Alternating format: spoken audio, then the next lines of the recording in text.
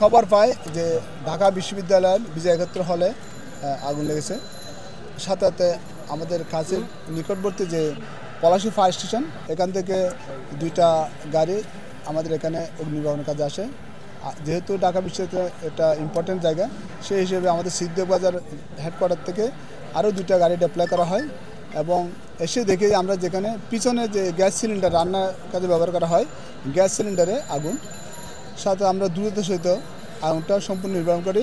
টানা তৃতীয়বার অর্জন করেছে দেশের সেরা সুপার ব্র্যান্ড স্বীকৃতি বসুন্ধরা টিস্যু।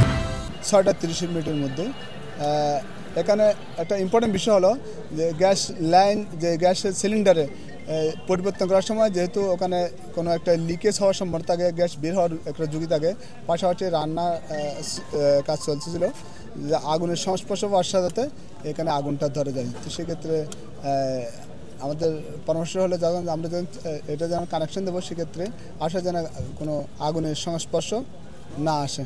আমরা যদি আগুনটা নির্বাপন করে ফেলি, আর কোনো হতাহত আমরা কোনো খবর পাই নাই, তেমন কোনো আর সমস্যা হয়নি। শুধুমাত্র গ্যাস সিলিন্ডার আগুন ছিল, আশপাশে কিছু রান্নার কাজে ব্যবহৃত চাউল এবং তৈরি সেখানে আগুন লাগছিল। কোনো স্ট্রাকচার, কোনো ক্ষতি হয়নি। আপনার নাম? আমার নাম মোহাম্মদ এনামুল হক। আমি জোন কমান্ডার, ফায়ার সার্ভিস ও সিভিল ডিফেন্স সদর জোন 1। ঠিক আছে, ধন্যবাদ।